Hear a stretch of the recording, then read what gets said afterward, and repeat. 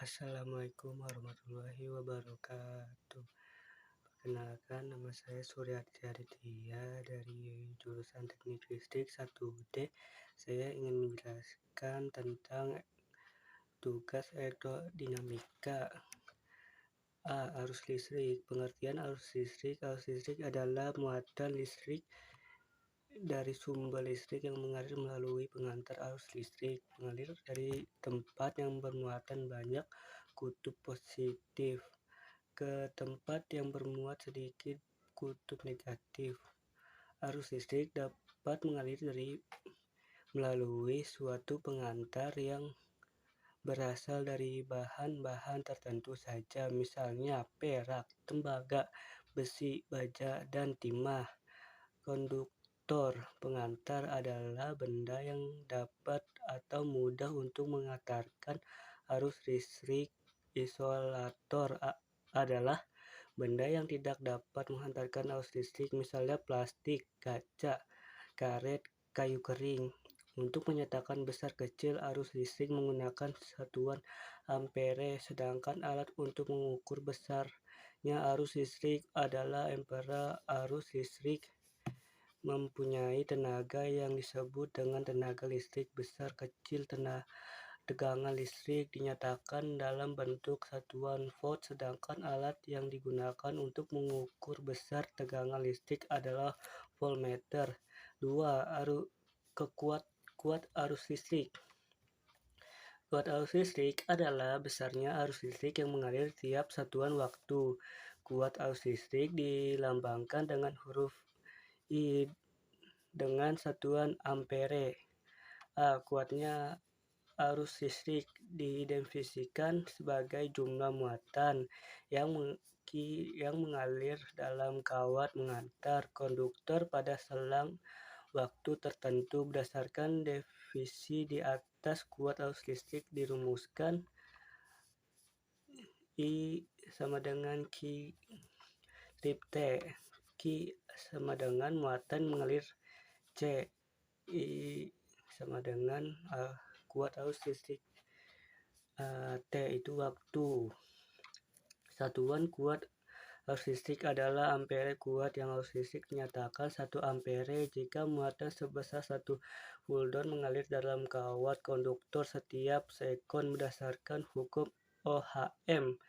1 ampere adalah besar kuat arus listrik yang mengalir pada kawat konduktor dengan hambatan 1 Ohm dan benda potensial 1 volt. Sementara itu, berdasarkan terjadinya gaya Lorentz, 1 ampere adalah kuat arus listrik pada 2 kawat sejajar yang berjarak 1 m dan menyebabkan gaya Lorentz sebesar 2 kali 10 kurang 7 n, dan kedua harus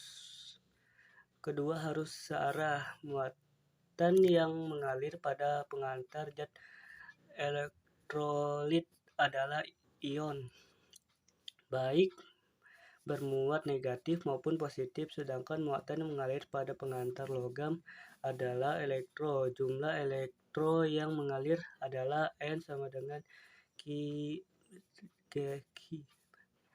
E. Terangan. Q itu muatan yang mengalir, terus Q E muatan elementer atau muatan elektron, sama dengan 1,6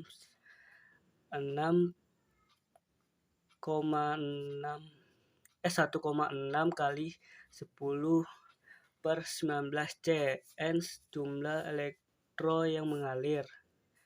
Jika perhatikan dengan teliti bagian dalam kabel listrik, akan menemukan bagian dalam kabel listrik yang berupa serabut terdiri atas beberapa kawat listrik. Kawat atau bahan lilitan kawan besar digunakan pada tiang-tiang listrik. Pada prinsipnya, kuat arus hanya dipengaruhi oleh sumber arus, jadi bentuk penampang tidak mempengaruhi kuat arus yang melewati. Hanya saja bentuk penampang kabel akan mempengaruhi rapat arus yang mengalir rapat arus didefinisikan sebagai kuat arus yang mengalir pada suatu pengantar. Tiap satu satuan luas rapat arus dapat dituliskan dengan persamaan J sama dengan I. Keterangan J sama dengan rapat arus, itu kuat arus, luas penampakan melintas. Hukum OHM dan hambatan listrik. 1. Hukum OHM. Hambatan atau disebut juga tahanan atau regesi adalah suatu yang sering dibicarakan dalam bidang fisika elektronika. Apa yang sebenarnya fungsi dari hambatan tersebut? Dari data pengamatan kalian menunjukkan adalah hubungan yang menarik antara kuat arus dan hambatan. Jika nilai hambatan dibesarkan, maka kuat arus akan menurun untuk beda potensial yang tepat, sehingga bisa dituliskan Q1 F. Persamaan di atas menunjukkan bahwa hambatan perbandingan terbalik dengan kuat arus dari label. Ditunjukkan bahwa jika nilai hambatan konstan, maka hubungan antara kuat arus dan beda potensial ada berbanding lurus. Dengan kata lain, semakin besar benda potensial, makin besar kuat arus. Lihat gambar secara matematika yang tulis. 1F pengamatan. Kedua, persamaan dapat ditulis 1 sama dengan V per R.